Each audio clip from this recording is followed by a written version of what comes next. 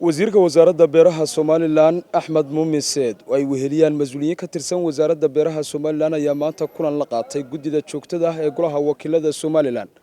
kulankaasi oo saxaafadu dibad joog ka ahayd isla markaasina intii uu socday aan loo ogolayn ayaa markii uu soo dhamaaday waxyaabihii lagaga wada hadlay kulankaasi waxa warbaahinta si wada jira uga warbixiyay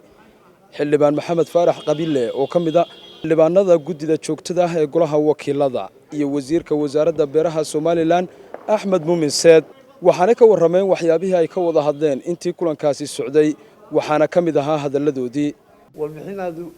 mug weyn ayaanu kala qaadanay su'aalo badan baan isweydaarsanay si mug iyo miisaan laba wasiirka iyo baalashiisuba ay uga jawaabeen warbixinteeduna waxay horsugi doontaa goloweynaha oo sabtida soo socota sabteeda furmaya aad iyo aad baanu wasiirka ugu mahadnaqaynaa sida uu u soo ajiibay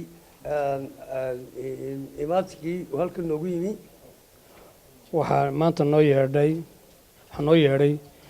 guddi hoosaadka golaha wakiilada jamhuuriyadda Somaliland yeeritaanka runtu waa dastuuri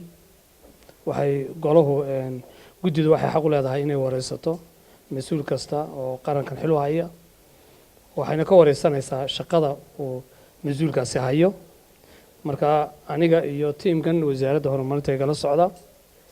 warqad qoraal oo official ay noo soo direen guddidu inay nala kulmaan maanta Arbaca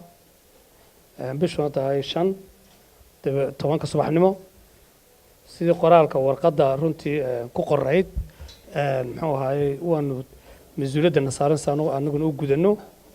iyagoo golo xaq u leh runtii guddi hoosaadku xaq u leh inay sanad walba markuu dhamaado wareystaan dabeedna weydiiyaan shaqadii qarankan aanu haynay shacabkayga Somaliland u haynay maxay ni qabsoomay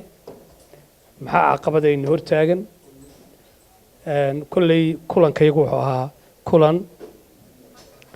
lagaga wada hadlayay wasaaradda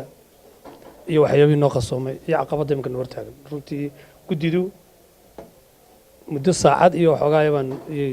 ayaanu iswareysanaynay su'aalo badan oo waafayna weydiiyeen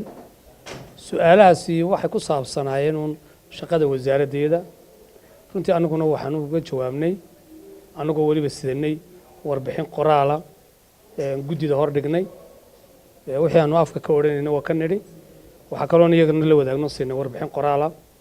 oo sanadkan wax soo saarkaygu halku maraya ah iyo caqabadaha hor taagan iyo muxuu talaabooyinka aan qaadnayba waan warbixinay guddidu say noo sheegtana waxay la wadaagi doontaan waxay la wadaagayaan iyaguna golaha wakiiladu markuu fasax ka soo noqdo halkaas warbixintana kor ka jeedin doonaan aad baan runtii wasaarad ahaan iyo teamkan wasaaradda ay la socdaba uga faraxsanahay inaan guddiga hoos nimaadno waayo waxaanu qaran ku nahay waa isla xisaabtan in la isla xisaabtamo in qof kasta la weydiiyo mas'uuliyadda uu hayo iyo waxa uu soo kordhiyay in la weydiiyo Maxamed Cumar Daariq RTN